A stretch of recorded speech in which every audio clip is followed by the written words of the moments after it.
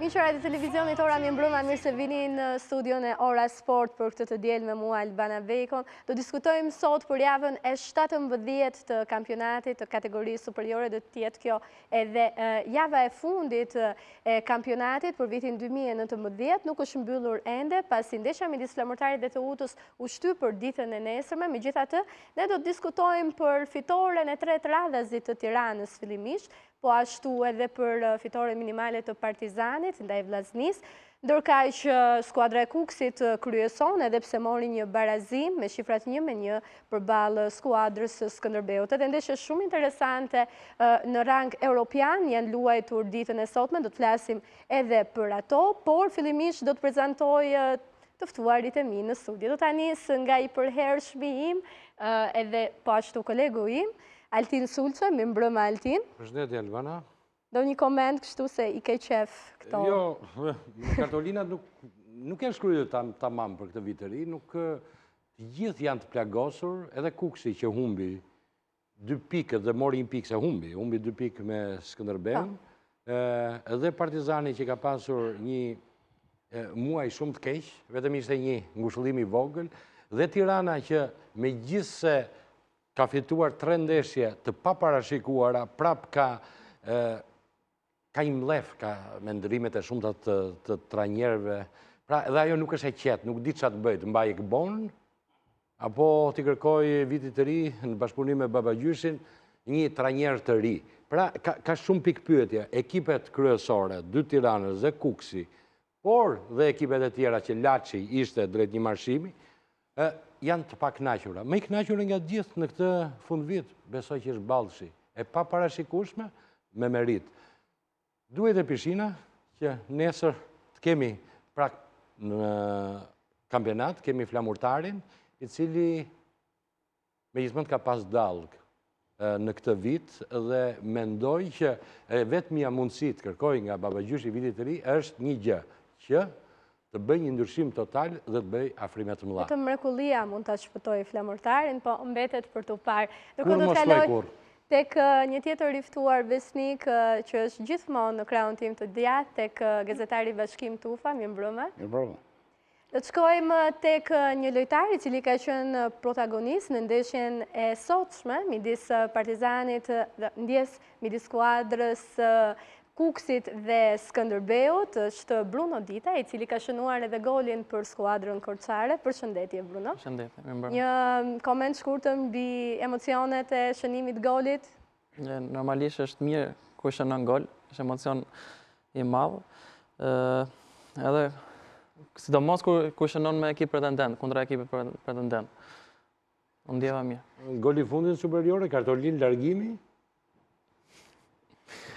Nuk e ditë, ja lejmë merkatës. Do ta zbulojmë gjatë emisionit këtë.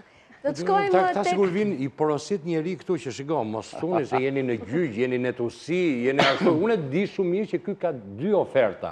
Sa të ngrohet pak situata. Po ju më ta them që tani si të gjej shumë njerëz, një e ka në Azerbajxhan dhe një e ka në Zvicër. Është e sigurt, ma me gjatë më mirë ti thonë. Ne do t'i lëm pak kohë që në pjesën e dytë ndoshta ta zbuloj emrat konkret të skuadrave. Edhe mos t'i zbulojsh e drejt e ti, po domethënë i ka kapur këta futbollistët në përgjithësi. Jo, po nuk e them se nuk më bën, se ai mirë për pak lekë, mirë për shumë. Pa u boj gjë zyrtare. Është shkot me fol. Fillimi, prit. Janë llafe merkato tash. Po mirë më llafe merkato, Bruno, po jo, unë shikoj ju në përgjithësi, ku di unë sigur ju përfësisin presidentët, mos plisni, mos bëni, se është kështu, bëhet. Ja, mas ka lidhje fare. Ka një lloj, nuk e di. Mirë, mbetet për ta zbuluar. Do shkojmë tani tek një tjetër i ftuar, tek Bashkim Delia, ish futbollist i Dinamos, në kohët ku Dinamo ka qenë në majat e saj si skuadër, por momentalisht është pedagog në Universitetin e Sporteve. Përshëndetje, mi mbrëma. Duke qenë se ju kemi për herë të parë në studio për këtë sezon, dua një koment të shkurtër mbi këtë kampionat, për këtë sezon, si e keni parë? Sigurisht ky kampionat është shumë interesant, për vetë faktin u bëm disa vite dhe para 90-s nuk kemi parë mbi 7 ekipe, 8 ekipe që të pretendojnë për titullin kampion. Duket interesant se me një 7 pikësh nga 31 pikë që ka vendi i parë dhe 7 pikë vendi i 8, dhe janë të gjithë pretendent për titull. Domethënë në këto kampionate kemi disa kampionate radhasi që nuk kanë ndodhur njëherë dhe prandaj më duket shumë interesant. Ju shikoni edhe ndeshje, po marrim edhe ekipin e Tiranës, që pati disa pikpyetje që ishte në vendet 7-8 dhe sot gjendet në vendet kryesuese të tabelës mbas ekipit të Bylisit. Kështu që kampionati më duket interesant dhe ka hyrë në një fazë jashtëzakonisht interesante. Për vetë faktin edhe ndeshja e fundit që pritet të zhvillohet në janar, që mbaron faza e dytë e kampionatit, besoj do të tregoj edhe një herë mbas fazës dytë, tregoj edhe një herë që ekipet domethënë janë pothuajse janë aty për fituar titullin kampion. Gjatë ditës së sotme ishte në Laç, mori një fitore me skuadrën e tij, po flasim për futbollistin e talentuar, të ri që premton për të ardhmen, Jurgen Çelhaka, i cili është pjesë e Tiranës. Mirëmbrëma Jurgen. Mirëmbrëma, faleminderit për ftesën. Si ndihesh? Keni marrë 3 fitore radhazi, është çështje fati këto fitore me Egbon, apo realisht skuadra tashmë duket se ka ardhur në vete, le të themi, ka reflektuar? Nuk mendoj se është çështje fati. Besoj se fitoria në derbin na dha moral, jemi të bashkuar, kemi harmoni në grup dhe shpresoj të vazhdojmë kështu. Mirë, do të shkojmë tani për të ndjekur kronikën e ndeshjes. Kam haruar një të ftuar shumë speciale, që është një kolege e imja, është prezantuese, Gjesi Muçaj, ndjes. Nuk ka gjë ndoshta nga që qëndruam shumë në bashkë para se të vinim këtu, kështu që harova, po, sepse ishim gjatë gjithë kohës duke folur bashkë njëra tjetrën. Përshëndetje, Gjesi, për gjithë ata që nuk e din, është tifoze e të Utës, sepse vjen nga Durrësi. Mund të ndërpres pak, të dua të them Jurgenit, me që nisëm dhe i bërë pyetjen që ne Tirana kaq mirë këto 3 ndeshjet e fundit. Dua që edhe Jurgenit më falenderoj publikisht, sepse jam arsyeja pse Tirana është duke shkuar kaq mirë në këto 3 ndeshjet e fundit. Sepse Gjesi në fakt ka qenë për herë të parë në një derbi kryeqytetas. Në këtë derbin e fundit, ishe në stadiumin e ri. Tirana Partizani ishte era parë që unë hyja në një derbi, edhe 6 vite, 24 ndeshje pa fituar për Tiranën. Sa shkela unë stadiumi isha së bashku me Albanën. Ti me të Utën me Gjesi? Po, nuk e di, fitoj Tirana, ditën që shkela unë për herë të parë, unë mendoj se, nuk e di, unë mendoj se është premie. Nuk je me çunat bardhe blute. Jurgen mendon se ka qenë, besoj se kështu qëndrona. Le të jemi realistë. Ishte edhe në rrjeshtin e parë, aty tek tribuna VIP, kështu që futbollistët her pas here ja hidhin një shikim Gjesit. Kush shikote më shumë? Imami e ka parë më shumë. E kishte, teksa bënte nxemjen Imami, e shite, e kanë parë vetë këtë. Të nuk e din fakt se isha shumë e përqendruar te loja, kështu që e shikoj sa e përqendruar kishte. Prandaj edhe isha e para që hidhesha sa herë që u bë gol, kështu që. Mirë, tani do të ndjekim pak kronikën e ndeshjes midis Laçit dhe Tiranës dhe rikthehemi në studio për ta analizuar dhe për të folur për të.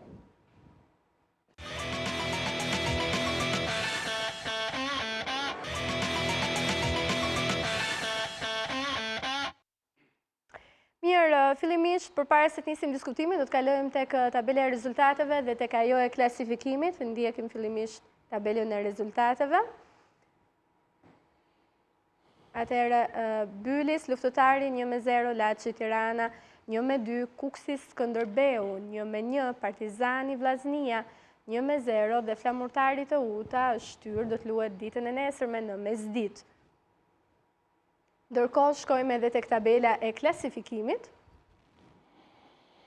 Kuksi kryeson me 31 pikë, Bylisi ndjek në vendin e dytë me 30 pikë, Tirana në vendin e tretë 28 pikë, në vendin e katërt Partizani me po ashtu 28 pikë, në të pesin Laçi me 25, në të gjashin të Uta me po 25 pikë, Vllaznia në të shtatin me 23 pikë, Skënderbeu me 21 pikë, në vendin e 8 Luftëtari në vendin e 9 me 11 pikë dhe Flamurtari në vendin e 10 me 6 pikë.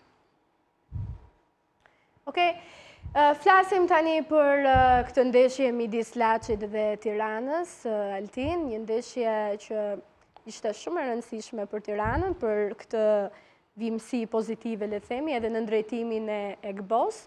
Më thuaj pak si e sheh këtë Tiranë që vjen me 3 fitore në drejtimin e Egbos që ka ardhur pas zhurmë. Kur një shqiptar dhe një huaj është në pozicionet barabarta, pse mos preferohet shqiptari që merr më pak, është për ekipin kombëtar etj etj. Pra, si Çelhaga që ne kemi sot në studio, që është një djalë me perspektivë, dhe mendohet që nesër pas nesër të ngjisë nivelin, nëse do ta mbaj kokën ulur dhe do punoj shumë dhe të bëhet dhe kontingjenti i ekipeve kombëtare më pas, si sot Muçi, e tregoi dhe me Partizanin. E ka marrë ftesën apo jo? Po, ishte njësh. Po nuk ka rëndësi ajo se do t'i vinë ftesat me radhë Çelhagës, por edhe Muçi që me Partizanin luajti mirë, këtë radhë bëri 2 gola në një fushë të vështirë shumë, jo vetëm terreni, por dhe aspekti psikologjik. Unë mendoj që ky lloj aktivizimi dhe disa djemve të tjerë që po vinë në mënyrë befasuese, surprizuese nga EGBO, një njeri me tone komplet ulta, asnjë lloj intervista s'kam bërë asnjë gjë për Tiranën, s'kam bërë asnjë ka thyer, domethënë shumë mendime, shumë spekullime, shumë njerëz që flisnin kush duhet bërë. 9 pikë të rëndeshje, tabela nuk i njeh. Profesor, sot që thotë që tabela nuk gënjen, ndoshta mos duhet dhe një mundësi EGBO-s për të qenë trajner i përhershëm, për të pasur një kontratë në të ardhmen. Edhe mundet, nuk përjashtohet mundësia. Po, me qenë se po flasim për Tiranën, unë do thosha që unë jam i befasur nga gjë tjetër. Nuk e kam menduar ndonjëherë që fitoria e një derbi do kishte kaq peshë, kaq impakt sa ç'ka ndodhur. Nuk ishte ndodhur që Tirana të shpërfytyroj një Tiranë që ishte drejt rënimit, do thosha, tani ja del një Tiranë pretendente. Sot ka zhvilluar një super ndeshje, do thonja unë, sepse e kam thënë dhe herë tjera, e përsërisë Laçi për mua, të paktën në këmbështimin tim ka qenë testi për në Europë. Pra, çdo skuadër që kalonte Laçi ishte gati e kishte pronotuar, do thosha, atë biletën për Kupat e Europës. Sot terreni ishte i tmerrshëm. Të paktën një 20 minuta unë kam menduar që ndeshja do ndërprej dhe shkak të rreshjeve, po. Pjesa parë ishte kush e largonte topin më larg, se s'kishte lojë, domethënë nuk kishte, vetëm kush e shtynte. Largohej nga porta ime. Megjithatë, u shënuan 2 gola. Goli i parë i Laçit, një gol me kokë, se ndryshe nuk bëhej. Pastaj doli goli i Muçit shumë shpejt, pas 2 minutash. Pjesa dytë, natyrisht, terreni ishte më ndryshe. Tirana ja vodhi në një farë mënyre fitore, me një dalje shumë të bukur të Muçit, që i befasoi mbrojtjen e Laçit dhe fitoi.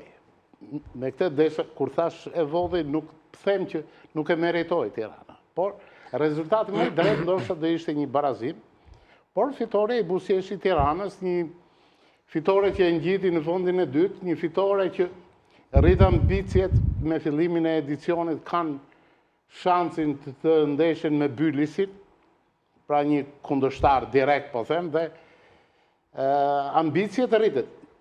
Gjëja më pozitive është ajo që tha Altini. Një grup lojtarësh të rinj që janë tek Tirana, zakonisht përmenden autorët e golave, Muçi ishte ylli, do thosha sot, por Muçi, si dhe Çelhaka, kanë treguar vazhdimisht që duan një vend aty, tek Tirana. Se ne, këto emrat e huaj na trëmbin, por qoftë Muçi, qoftë Çelhaka. Themi detaj, ai e ka shpin nga fusha që lut Tirana, e ka 70-80 metra larg, ka lindur në atë vend aty. Jo, është shumë e bukur kjo, është e bukur. Është detaj i bukur, jo, ta themi për thënë që s'ka shku ke Partizani. To qelizat që lindin aty, kur duke bërë stërvitje i bie topi te urma, e ke parasysh e shtëpisë. Më pëlqen shumë që djem nga Akademia e Tiranës, që dalin nga Akademia, jo vetëm Çelhaga, por dhe të tjerë, vinë natyrshëm. Pse duhet vi një huaj që mbush 7-8.000 euro dhe nuk jep asnjë gjë? Tufa tha që ndoshta barazimi do të ishte më i drejtë, sa dakord je ti me këtë? Nuk mendoj që barazimi është rezultati më i drejtë, ne kërkuam më shumë se Laçi fitoren. Laçi vetëm nga goditja standarde na rrezikoi, ne 2 golat që i bëm aksione. Mendoj se merituam ne fitoren, pasi ishte edhe një fushë e vështirë, luanim edhe jashtë fushës. Bëm një ndeshje të mirë. Edhe Laçi në fakt është një terren i vështirë për Tiranën. Ka edhe shumë tensione midis këtyre dy presidentëve, ka pasur edhe konflikt. Ka patur në konflikt, ka sezonin e patur një shkuar. konflikt, por besoj që në edicion e kaluar janë sheshuar, janë pajtuar, po them. Kam qenë në Laç, nuk e di. Jurgeni më duket nuk ka luajtur atë nesër. Jo, po janë pajtuar që herën e fundit. Tani edhe president nga herë te i kalojnë masën, por pajtojnë shpejt presidentët, më shpejt se sa sportistët. Pozitive është edhe kjo, po e mira që mos shkojnë në këto konfrontimet kështu fizike, se në fakt u përfol për një konfrontim fizik në këtë rast. Dakor, sepse tani kanë filluar kimi tani, kanë lënë fizikën. Po. Më duket kimia pa shkon më mirë. Unë mendoj, Bashkim, që se pak më pare volli Tirana fitoren. Unë do të thoj një element që arrin nga 1-0 të kthejnë ndeshje në 2-1. Si atëre këta bën një shpërfytyrim tillë dhe atëre që japin qejf këtu, hajde futboll. Ka një faktor, ka një faktor tjetër, që është faktori psikologjik. Dhe ju e shikoni edhe në ndeshjet ndërkombëtare dhe ndeshjet kampionatit tonë, që një ekip sidomos si Tirana, që fitoi me Partizanin dhe mori, domethënë pati një faktor psikologjik shumë të madh. Dhe këtë i ndodhi dhe Partizanit. Po të kishte fituar ndeshjen, nuk do ishte në këto pozita. Dhe përveç faktorit psikologjik, ne kemi lojtar ke Tirana, kemi lojtar duke filluar nga Lika, që lojtar me eksperiencë, ish portier ekipi kombëtar, kemi Vangelin, kemi Muçën, dhe atë që tha dhe Altini, që ka marrë pothuajse pozicionin e një kapitenit të skuadrës, Muça, po drejton shumë mirë ekipin, duke mbështetur dhe nga dy anësorët, Doka dhe lojtari tjetër Xhallari, po ndihmojnë dhe sulmin. Dhe fakti është që Tirana, pavarësisht se pati ato problemet për trajnerët, që pati trajnerë që u larguan, pati dhe trajnerin tjetër që për mua është jashtëzakonisht gabim, duhet të institucionalizohen disa gjëra për trajnerin. Por fakti është që këto po ecin jashtëzakonisht mirë, kanë bërë dhe më shumë gola. Tregon që këtu ka diçka. Faktori psikologjik është i pari. Pastaj në mbështetje të profesorit që tha për punën e Laçit, ato bën një lojë shumë të fortë sot. Pavarësisht se terreni ishte i papërshtatshëm, bën një lojë shumë të fortë. Kurse në drejtimin tjetër, të gjithë trajnerët duhet të marrin guximin që të fusin lojtarë të ri, 18 vjeç, 19 vjeç, ja siç i kemi edhe këtu në studio, edhe Bruno ka luajt, Dita ka luajt jashtëzakonisht i ri, edhe Çelhaga dhe bravo i qoftë edhe atij trajneri që pati besimin ke Muçi, dhe këta lojtarë domethënë duhet të përkrajmë dhe të luajnë sot në kategorinë superiore. Dhe këto lojtarë ka, edhe ke Partizani ka, edhe ke Tirana, dhe lojtarë, ne i shikojmë dhe kampionatet e trive. Duhet vetëm përkrajë dhe guximi. Domethënë i trajnerit që të fusin në fushë. Po pyesim për gjithë kohës se çfarë ka ndodhur tek Tirana në këto 3 ndeshje dhe kemi këtu Çelhakën që do të na zbulojë, por do t'i lëm pak kohë që të përgjigjet, sepse do të shkojmë në një blok reklamash dhe do të rikthehemi me përgjigjen e Çelhakës.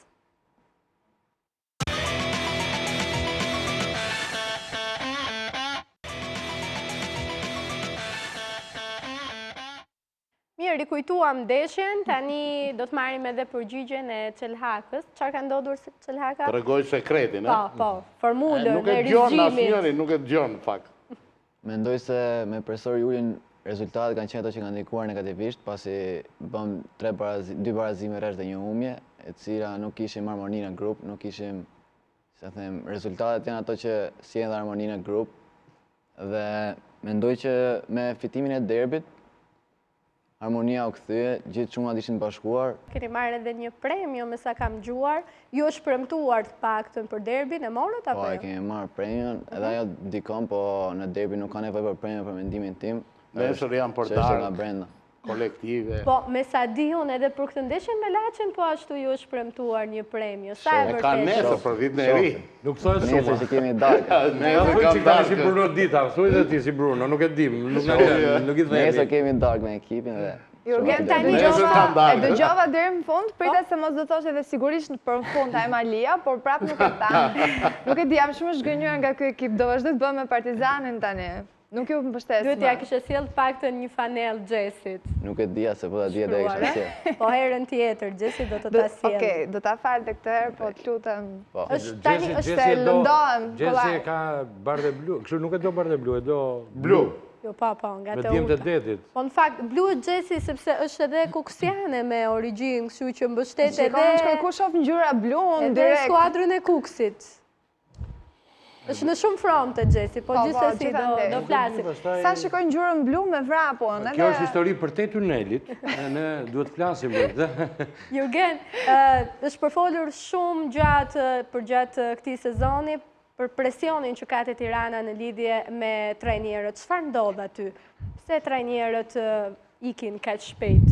Se u largua Mema, shpeshherë Mema, në mënyrë indirekte, ka dashur të thotë edhe që lojtarët nuk janë përgjigjur, pra ka pasur disa lloj prapaskenash nga ana juaj e lojtarëve?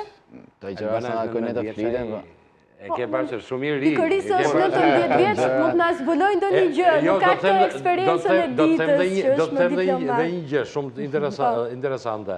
Ere parë që del Çelakën në studio televizive, vjen këtë Ora News, dhe do e mbaj gjithmonë mend këta. Ne falenderoj. Dhe prandaj që... Nuk do i tregoj gjitha. Nuk do i tregoj që po para lajmëroj. Mos e vem du dhe kurth. Se duket pak sikur e vem dhe në siklet. Shiko, presioni më i madh. Jo, dakor. Presioni më i madh që gjykoj unë, se nuk mund të flasim për trajnerë. Presioni më i madh gjithmonë ekipi Tirana, ekipi që është ekip dhe elite, i kërkohet gjithmonë tani kampion. Ky është presioni më i madh që bëhet. Më fal.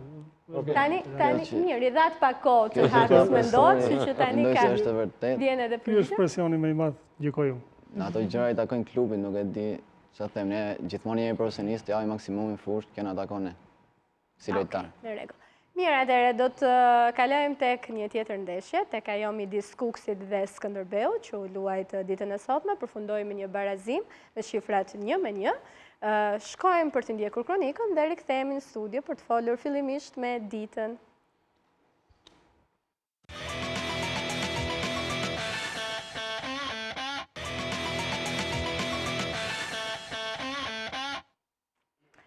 Dita me Kuksin gjithmonë bën një ndeshje të mira, riktheheni, duket sikur vjen ajo fytyra e kampionëve. Çfarë ndodh kur përballeni me ta?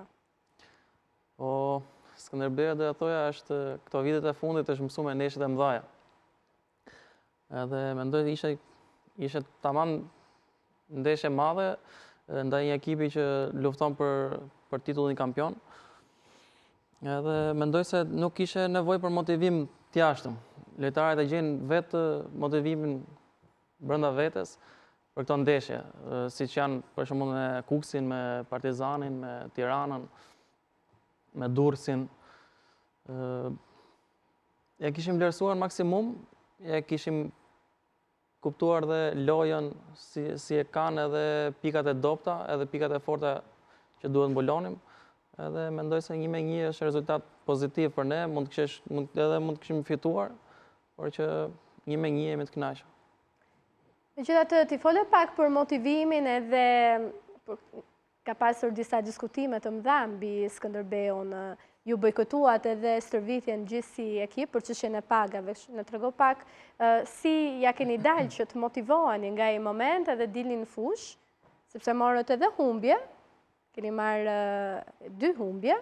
Ndoshta ishin këto një sinjal për presidencën që në rast se finansat, pakën pretendimet financiare nuk përmbushen, atëherë lojtarët nuk do të përgjigjen në fushë? Nuk ka lidhje. Në futbollin shqiptar, sidomos ka shumë vonesa pagash. Nuk doja të thoja që ishte presiona, nuk e di që të rifemi këtë ndeshje, se fundja fundit ne jemi aktorët që jemi në fushë. Edhe fundja ne dalim të këqind, domethënë duke humbur ndeshjen. Vit tranzicioni, këto 2 vite, domethënë se mendoj se është shumë goditje madhe për çdo ekip futbollit, sidomos në Shqipëri, ajo që i ndodhi Skënderbeut. Më thuaj pak tani, jemi kurioz të dim se si u shuan këto lloj pakënaqësish, paktën, që nga ai moment. Çfarë ndodhi? Çfarë ju është premtuar nga klubi? Që u rikthyet në stërvitje edhe në lojë. Normalisht kaluan pagat edhe kishe vonesa, domethënë. Kaluan pagat dhe gjë domethënë gjithçka u zgjidh. Po. Okej, shumë. You pay, you play. Mirë, sigurisht. You pay, you play. You don't pay, you don't play. Patjetër. Ne na vjen mirë ta dëgjojmë këtë gjë, sepse sigurisht që nuk naqemi me të dëgjojmë që klubet kanë probleme financiare, si në rastin e luftëtarit, flamurtarit e të tjerë. Gjithsesi, Sulço na jep një opinion për këtë ndeshje, si e pe Kuksin përballë Skënderbeut?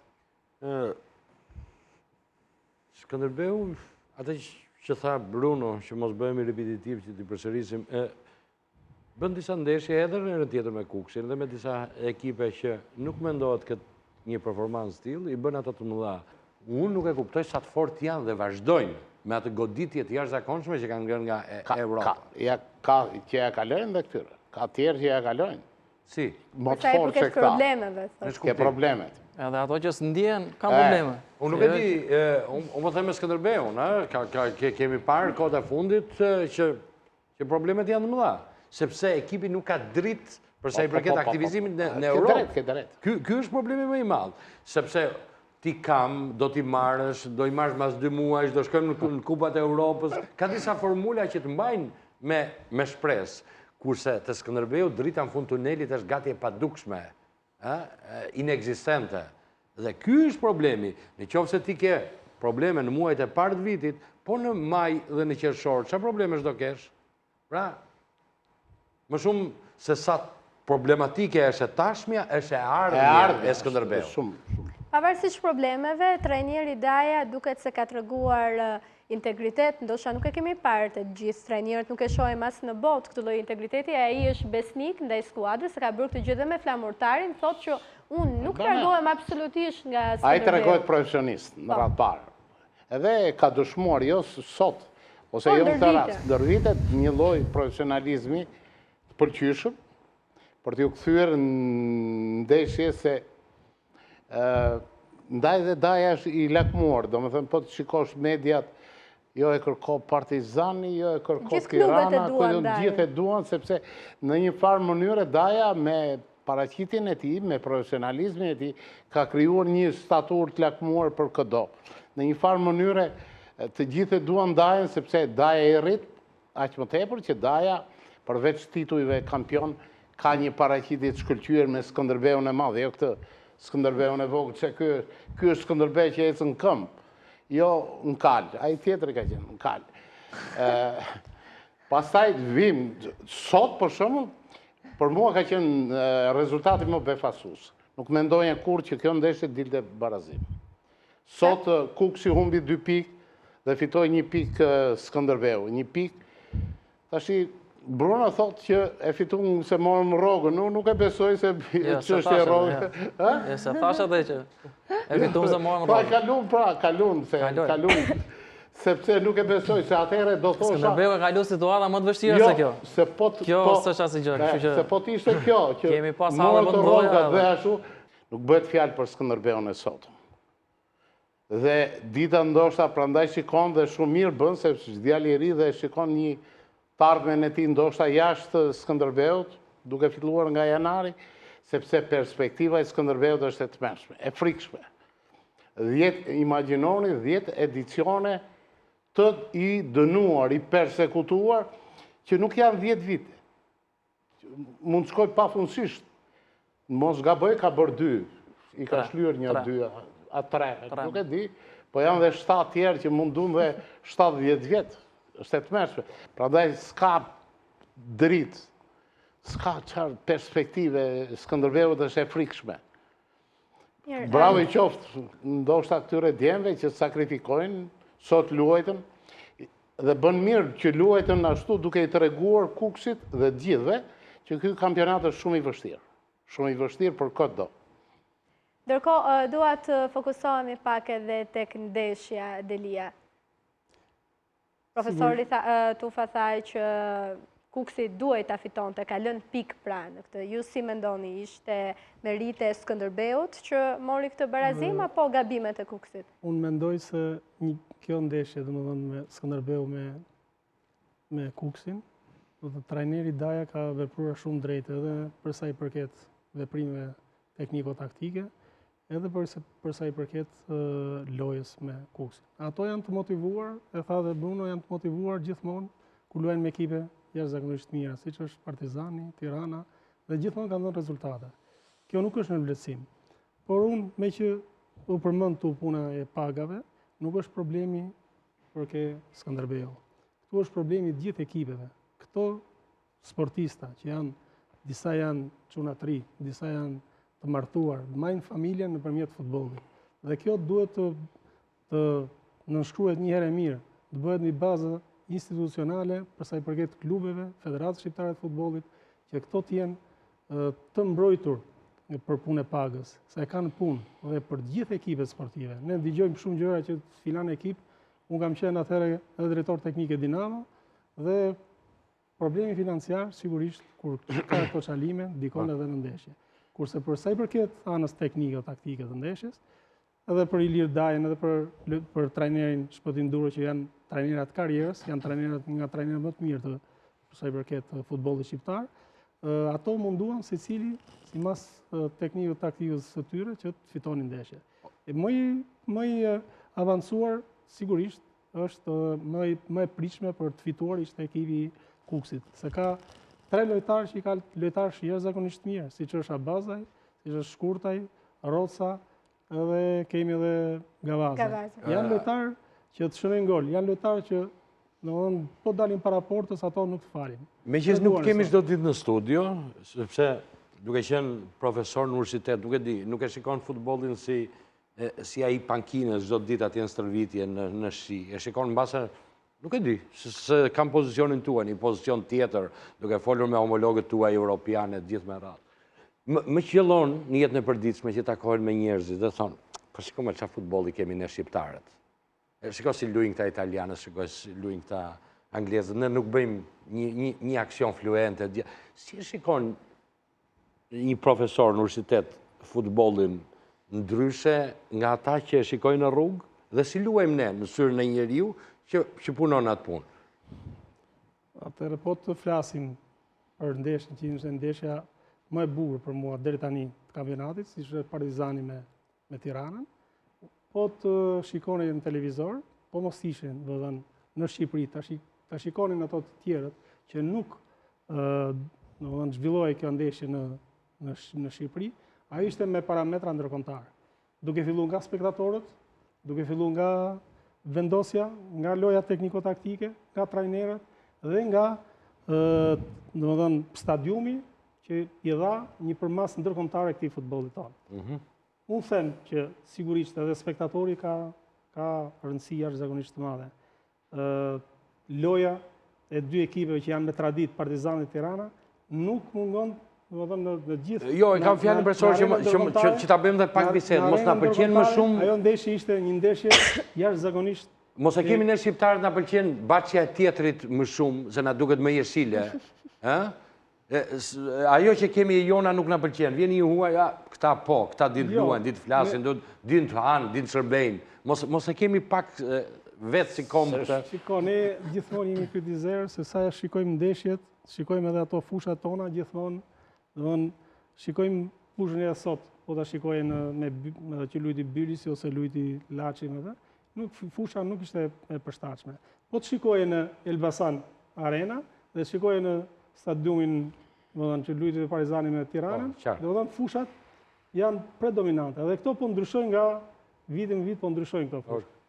Tani, po të japësh një përgjigje në drejtim të stërvitjes, të japësh një përgjigje në përgatitjes fizike këtyre, sigurisht ka jashtëzakonisht për të bërë edhe trajnerët edhe futbollistët që duhet të jenë jashtëzakonisht, edhe këto të ri duhet të jenë jashtëzakonisht me pasion që të japin në drejtim të futbollit. Duhet të sakrifikojnë rininë e tyre që të japin për futbollin. Nuk është aq e lehtë. Një përgjigje për këtë mund të na japin edhe vetë lojtarët, se ato mund të na tregojnë më së miri nëse është futbolli shqiptar më interesant se ai huaj dhe ku i kanë premisat. Jo, që si jemi më interesant, jo, dihet që si jemi. Se kemi gjuar edhe thamë edhe më parë në pjesën e parë që ka disa oferta nga jashtë. Atyri Albana mos u tërrishteni. Sinon të largosh apo do të qëndroje në superiore? Ja, le Mercatos atë pjesën, se është Mercato pare, e le Mercatos. Tani, për atë pjesën e futbollit. Çdo futbollist në Shqipëri kërkon që të luajë diku jashtë, normalisht është çdo gjë më mirë se në Shqipëri. Duke filluar që nga fusha që po flisnin këto, ka fusha në Shqipëri që laka e pa vetë në Laç, në Vlorë që nuk boshe fjalë për futboll. Normalisht, synimi i gjë futbollistës është që shohë për jashtë. Bruno, më falë, Bruno, se ti të dytë paktën jeni të rinj edhe... Jo, Bruno është tani futbollist eksporti. Qartë. Se laka sa ka filluar. Pikërisht pra. Po gjithsesi janë me moshë të re, domethënë e kanë të ardhmen shumë përpara. Në të vërtet duhet pranuar, ti nuk e mbërrit ndoshta fushën e Peqinit që ishte të merr, domethënë, në drejtim të impianteve sportive, për shembull, është bërë goxha. Por pyetja ime është kështu. Ndoshta ti mund të jesh eksporti i fundit, po them, i futbollit shqiptar. Në vitin 89 nuk mbeti kënd futbollisti shqiptar pa mush ekipet greke. Pse sot si mushim dot? Atëherë, ata kanë qenë më të mirë se sa ju? Apo ju jeni më të mirë se ata? Alti? Unë mendoj që në 90 kur vajti Strakosha, me shok, u të merruan se pan Coca-Cola. More, s'ka rëndësi e dhe ikën firmosën me zero. Po s'ka rëndësia jo, nuk ka rëndësi me cilësia. Do me thënë, nuk ishte ekip grek pa 2-3 futbollistë. Po Greqia është rruga më shkurtër, se do shkonin në Greqi. Nga Mali shkonin në Greqi. Jo, po tani ke liberalizimin e vizave, ke internetin që e ka hapur botën. E kam fjallën këtu. Ne futbollistët tanë luajnë në kampionatin grek? Tani? Luajnë. Ka disa që luajnë. Kush? Andoni luajnë tani, për shembull. Kush, o zotëri, nga Shqipëria të eksportojnë, kemi vend ne po të shkoni në kampionat që merr më shumë, se Greqia është tregu i varfër. Greqia është tregu i varfër tani. Këta kanë fatin që luajnë në ekipe të mëdha. A e dini ju që 19 vjeçari shqiptar nuk shkel në stadium? Ku luajnë këta të rit? Si pretendojnë ne kemi futboll të madh, edhe pastaj themi ajo baçe ati tjetrit është më e bukur. Është më e bukur, më e mirë. Sepse ne në radhë parë nuk kemi infrastrukturë, më zotëri. E kemi skandal, duke përjashtuar pak Korçën, po e përjashtojmë dhe Tiranën që është më mirë. Partizani do dali kampion s'ka fush. Kukshi s'ka fush. E kupton çfarë ndodh në Shqipëri? Çfarë pretendojmë ne? Dakor. Unë mendoj që komplekset servitore kanë problemet madh që nuk kanë klubet. Se pak kishte Korça bëri diferencën dhe eci. Qoftë do i kishin gjithë klubet, do kishin ecur me atë ritëm. Natyrisht. Daj dhe baçi ati tjetrit është më i mirë. Me këto komente e mbyllim edhe pjesën e 2, do të shkojmë në reklama dhe rikthehemi në pjesën e 3 për të folur për ndeshjen midis Partizanit dhe Vllaznisë, por edhe për sfidat europiane.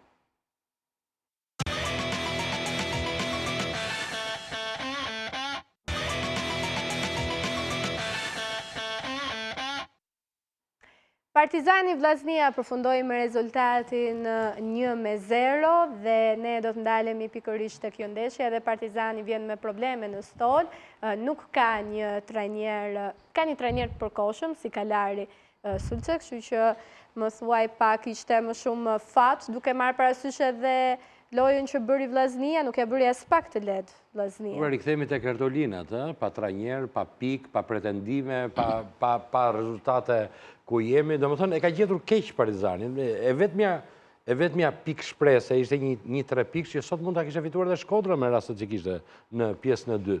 Ekipi duket akoma nuk është i mbledhur, nuk është i ngjeshur. Goditja, krisja që mori në derbi ndikojnë. Pra, këto që kanë ekipe që u ndikoka shumë, Tirana Partizani është ajo ndeshja e fortë që jep ka edhe pasojat, këto pas goditjet që vinë një nga një. Në kaun e Tiranës to kanë marrë me i sens pozitiv, të Partizani kanë marrë ndryshe. Megjithatë, unë mendoj që çfarë shikoj tashmë, Partizani është munduar më shumë tek lojtarët shqiptar që të imitoj Kalari sezonin që ishte me Gegën, duke futur më shumë element. Por ka pas edhe mungesat të rëndësishme për ekipin. Normale që Solomon, jo se ka bërë një diferencë, por dhe i pati tragedi familjare duke humbur nënën gjithësi është moment i vështirë për të. Dhe unë mendoj që duke mos qenë tashmë boldor në qendër, është munduar Kalari të rregullojë mbrojtjen duke futur Bitrin dhe Belisën, nga ana tjetër Idrizaj dhe Trashi ose Hakaj. Ja atë drejtuesit e din këtë punë, unë shikoj që nuk prodhon ekipi, ende loj. Ufa, me ju me ju drejtua. Me qenë se dhe java 17 dhe fundi... Jo, e mbyllim sot bashkë. Jo, Sot i ke kartolina. Altini ndau kartolinat, i bëri. Po kartolina është? Po, kartolina, po themi kartolina sepse është kohë bilancesh, është fundi vitit dhe çdo skuadër ka nevojë për të bërë bilancin. Partizani të keqen duhet ta kërkoj që kur largoi Gegën. Tani duket se kërkon ta rikthej, ka bërë 2 hapa mbrapa, kështu që ka shumë probleme për edicion e ri. Pastaj vjen kjo historia e janarit, merkato... Do ketë shesa, disa lojtarë do largohen. Pikërisht, Të huaj që nuk kanë bërë punë. Pak që në informacionat që ka. Partizani të huaj që s'kan bërë punë. Do ketë dhe ikje, jo vetëm... Po Romeo, Boldor, gjithë tua i ke Solomon, ke Brown, është ai vlaji e Kurbani që vetëm flet në Skype me vlajnë, se ai vetëm futboll nuk ka lujt aty, nuk ka bërë asgjë që kur ka ardhur. Ai s'e vënë kot një djalë shqiptar që mund të luajë shumë mirë në ekip. Vetëm që ka mbi emrin e Kurbani tjetër. Delia e tha edhe që mund të ketë edhe largime. Asani tashmë zyrtarizuar, do të largohet. Mala po ashtu ka edhe këto problemet me shumë e bukur dhe Asani, se suedezët janë shumë të zgjuar. Trashi ka perspektivën për të larguar. Si çka kanë bërë? Do ta mbajmë 6 muaj, kanë thënë Asanin. Nëse nuk na pëlqen, ne sillim prapë te Partizani. Do ta largoj kontrata. E ka luajtur shumë bukur lojën e tyre. Ju japim ne këto 130-150.000 euro për tani, por ne nuk e hedhim dot 400 ose 500 për këtë lojtar. Pra, ne e provojmë, vendosim mikroskopin për këto 4-5 muaj, dhe pastaj, nëse humbim pak. Nëse fitojmë, e kemi ne me drejtë rinovimi dhe ne mund të firmosim me lojtarin. Me gjithashtu, Asani nuk është i vetmi emër, apo jo është Mala, Trashi ka perspektivën për të larguar, janë gjithë lojtarë me shumë potencial që mund të largohen. Ato janë, domethënë, ato të si të thuash objektivat e klubit janë thelbësor për ekipin. Por ne do e gjykojmë Partizanin me trajnerin, si shtë dhe presori, me ish trajnerin Gega. Që ai kishte një filozofi dhe na dha një futboll jashtëzakonisht bukur derisa doli kampion. Tani erdhi trajneri tjetër, domethënë trajneri Lerda, që ishte italian, futi një filozofi tjetër e këto. Dhe këta lojtar, për mendimin tim, duke filluar nga portieri, që është Hoxha, që është pikë e fortë, Trashi, Belica dhe lojtarët mesfushor, që kanë qenë edhe lojtarët Malaj dhe Hasani, kanë dhënë rezultate ke ekipi dhe kanë qenë 2 lojtarë që gjithmonë kanë qenë pranë aksionit golit, gjithmonë kanë dhënë top asis dhe gjithmonë kanë ndryshuar rezultatet ke Partizani. Kështu që perspektivën, domethënë nëse ato këta lojtarë që do të largohen, edhe me Trashin që ka një forcë jashtëzakonisht të madhe në ekipin, duke marrë dhe në krahun e maj, duke shërbyer për shokët e ekipit edhe duke shënuar dhe gola në drejtim nga ansohet në qendër, duke finalizuar aksionet. Por, sigurisht, unë e shoh fazën e dytë, domethënë mbas janarit, e shikoj jashtëzakonisht. Nuk them për trajnerin, por shikoj edhe si filozofi të klubit që me largimin e disa trajnerëve, akoma ato nuk po japin atë që duhet që për ekip kampion që për të ardhmen. Haka, keni filluar t'i fërkoni pak duart me këtë situatën e vështirë që po kalon Partizani, që pas humbjes në derbi, këto largime, qoftë trajneri, lojtarë të mirë që do të largohen? Normalisht jemi të kënaqur, por më shumë merrem me veten tonë, sesa me Partizanin. Është normale. Jemi më shumë të kënaqur për situatën tonë se situatën e Partizanit. E njëjta pyetje shkon edhe për ditën, sepse ndeshja e radhës sigurisht në vitin 2020 do të jetë pikërisht me Partizanin, apo jo? Shpresoni që të mos i ketë sistemuar këto gjëra? Se është në favorin tuaj në rast se jo. Ka kohë, deri besoj në fund janarit është ndeshja. Apo për ty nuk është problem se ke prerë biletën për tikur? S'mund ta them atë, po ka kohë, është merkato para, do vinë, do ikin shumë lojtarë. kako deri. Ka i selmuar Partizani, po më vjen shumë keq tani. Gjese, ti do më thuash njerë se sa ndjekës ke humbur në Instagram nga tifozët e Partizanit, se më the që nuk më flasin më, as shoqëria, që ditën kur isha në stadium. Më kanë ardhur mesazhe kërcënuese nga vetë miqtë e mi, nuk e për të shkelur më në stadium, mos guxo ty më vetëm se humbi Partizani. Kam humbur ca followers. Herën tjetër duhet vish pak. Nxorra foto me shallin e Tiranës në Instagram, bëra një gabim duket, kështu që. Kam një ekip në Beijing, Pekin. Po. Ka kush e disa followers. Mund të bësh atje që të bësh namin në Instagram. Ti shkruaj atë. Se ti e nga ato që vetëm i numëro, sa janë, sa i ke... Jo, më ke gabim, unë komunikoj me followers të të mi. Po të akord me të, po e do numrin, e do, vdes për numrin. Po numrin e du në gjithë, se numrin është rëndësishëm njëtë. Do të veshim një fanel, nuk ta veshim fanelën e të udhës atë kuqë, unë nuk e di gjithmonë dua është një ekip kinez, nuk e them do të emrin për reklam. Jo, unë dhe bëj një pyetje më të ndryshe, këto Tiranës, apo sot e dëgjuan, kena një Franca, këtë Po, cili nga lojtarët ka bërë follow? Ka atë ngon. Ngon atletik. Po, ngon fakt. Sulmusin. Po, në fakt, kur fituan ato që bluzën mua aty poshtë tribunës, pasi mbaroi, thash se e kishte me mua, po në fakt, jo, s'kishte qenë me mua. Pas ke fat. Po, gjithë kjo anglez, po që bluzën për mua, po jo. Mos ke qenë ti aty afër. Jo, dakord, unë aty isha, po... E pash të moment, për nuk do e të flisja, se ishe përshëndruar. Mirë, kalojmë tani tek Moviola, do të shkojmë tek rastet e diskutueshme. Do të shkojmë fillimisht tek Partizani. Ndeshja midis Partizanit dhe Vllaznis, rasti i parë në minutën e 18, aty ku ka shënuar Bardhi, por goli është anulluar. Do të shkojmë tek ndeshjet europiane, janë luajtur disa ndeshje shumë interesante, si që thash edhe më parë, është luajtur Superkupa në Itali midis Juventusit dhe Lazios, ka humbur sërish skuadra kampione në fuqi, ndërkaq që Milani ka humbur me shifra shumë të thella, me shifrat 5-0 përballë Atalantës, ndërkaq që në Premier League është luajtur po ashtu një ndeshje interesante midis Tottenhamit dhe skuadrës së Chelsea. Ja kanë dalë blut e Londrës që të fitojnë përballë Tottenhamit të Mourinhos. Ndjekim kronikën dhe rikthehemi në studio.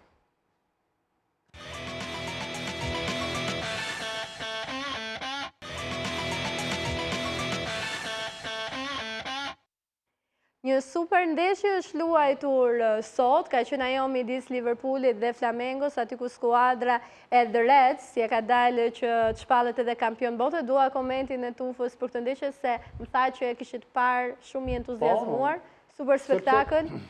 Shiko, është një eveniment, do më thënë, shumë interesant. Bëhet akoma më i bukur që një europiane, po them, del kampion e botës, si puna Liverpoolit, një skuadër e cila vjetë bërit mirë në Champions League, mori titullin. Bëri mirë është pak. Po, shumë mirë, do me thënë. Ka një trajner shumë interesant, si Klopp, u dheq Premier League në Angli, dhe me sa duket po drejtohet drejt titullit kampion. Pati fatin të luaj finale me Flamengon, fitoj 1-0 me një brazilian kundër Flamengos, dhe me thënë shënoj Firmino në shtes.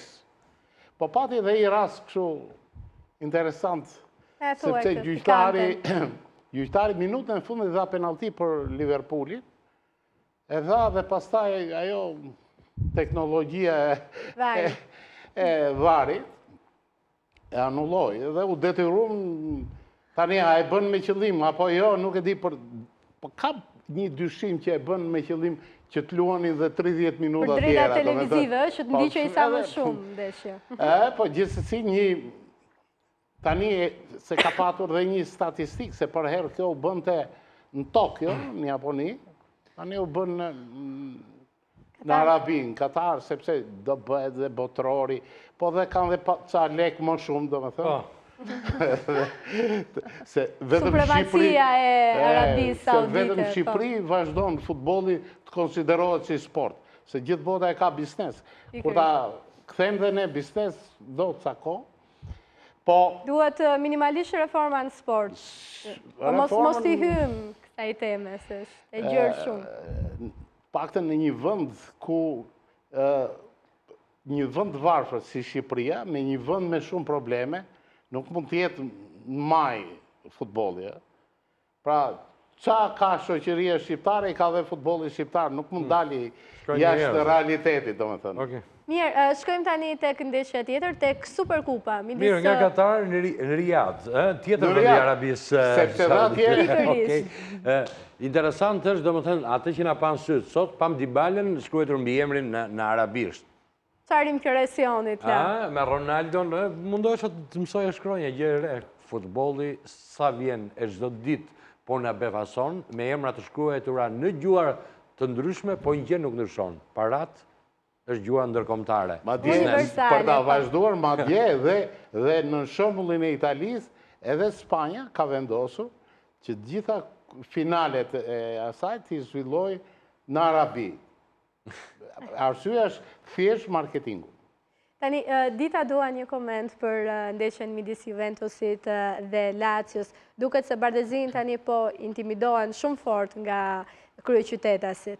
Në të drejtën këtë ndeshje nuk është se kam parë, se isha rrugës duke ardhur nga pas ndeshjes, por do thoya që Lazio ka bërë një sezon shumë të mirë këtë vit, është vetëm 3 pikë larg Interit edhe Juventusit në kampionat. Interin s'besoj se do të arrijë dot, po. Një koment të Gjesit, dua një koment të Gjesit, sepse më tha që është tifozë e Interit, ishte shumë e lumtur për fitore. Thashë, kudo që ka ngjyrë blu, jam unë nga pas. Juve ka qenë shumë keq. Juve ka qenë shumë keq në disa ndeshje, sepse humbi dhe 3-1 para 2 javësh kur humbi shumë keq ishte. 4-0 fitoi Interi, nuk di çfarë të them më shumë, është një mrekulli që po ndodh në kampionat. Besnike e blus, Gjesi deri në fund. Deri në fund, kështu që. Po nuk më takojmë, ku di unë, të gjejmë ngjyrë blu, ku di unë. Tani, me që se jemi të bludja, do shkojmë pak edhe të blu të Londrës, dua një koment fundit edhe nga Çelhaka për fitoren e skuadrës Lampard për balë Mourinhos. Më thuaj, kë ke më simpati nga këto dy skuadra në Premier League? Më simpati kam për Chelsea-n, do të jemi sërse e ndjek shumë, por Chelsea më pëlqen, pasi edhe kanë dhe një lojtar shumë të shkëlqyer si Kante. Është një mesueshor që vlen për të vlerësuar, vetëm vrap po në shef mesueshor. Bashkima ka një nga do shikon rolin e vet aty si nuk kanë tesot, si e topin. Gjë pozitive, jo? Lojtarët e zgjuar atë duhet të bëjnë. Do gjithmonë duhet të shikojnë lojtarët e mëdhenj si lëvizin në furrë. Jemi në sekondat e fundit. Me që ishim ke Lazio, duhet të krenohemi përveç Iglitares edhe Strakosha, që nga mediat italiane sot, për ndeshjen finale, dhanë në 6.5, dhe më thënë, ishte nota më e lartë për gjithë futbolistët. Jim City me Milanin... Më falë, një minutë. Portieri Strakosha, mediat italiane, e dhanë me mesatare më të lartë. Tregon që ka qenë një portier, pavarësisht pjesën e parë thonin që mediat që e kapi topin mirë, po i shërbeu Dybala që bën golin, po prapë përsëri. Do të thënë, ky mbetet një nga portierët më të mirë dhe është rritur kuota e Strakosës. Ne duhet jemi krenar. Aq më tepër edhe për Iglitarin që ka marrë titullin deri dhe është një nga drejtorët më të mirë. Okej, kemi mbritur në sekondat e fundit. Shumë shpejt dua edhe një dëshirë të fundit, jemi shumë pranë Krishtlindjeve, kështu që dua të kem dëshirën e Çelhakës dhe të Ditës për pjesën tjetër të sezonit, pra për 2020-ën. Më thoni pak cila është dëshira jote, Jurgen? Çfarë dëshiron edhe individualisht si lojtar, por edhe për ekipin, për Tiranën? Presoj që të vazhdojmë me këto ritme si që mbyllën këtë vit, edhe vetë si personalisht si lojtar, por edhe Tirana si ekip dhe të arrime objektivin të ritme në këto të rëndeshje, se po vazhduat me djetin e ritëm të harroni titullin. Shpresojmë të arrime objektivin. Pa tjetër. Ndërkohë Dita? Normalisht këtë vit 2020 në presim atë vendimin e gjyqit edhe mendoj se... Jo mendoj, po shpresoj që të dalim të fituar nga vendimi i gjyqit, nasi edhe këtë vit 2020, edhe normalisht rritje më shumë në lojë për veten time. Edhe Të rikthehet ai Skënderbeu. Edhe një fitore. S'ka për zyrave që në janar në Zvicër. Edhe një fitore për të uto nesër se ka pasur një periudhë shumë të vështirë këto kohë me ndrimin e trajnerit në mënyrë të befasueshme, kështu që çunat e të uto.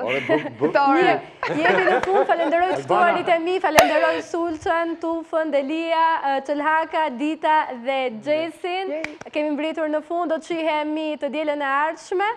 Sigurisht është puntata e fundit për 2019, nuk do të zbuloj asgjë, kështu që mbetet për të parë. Ju uroj të kaloni një javë sa më të mbarë, shihemi të dielën.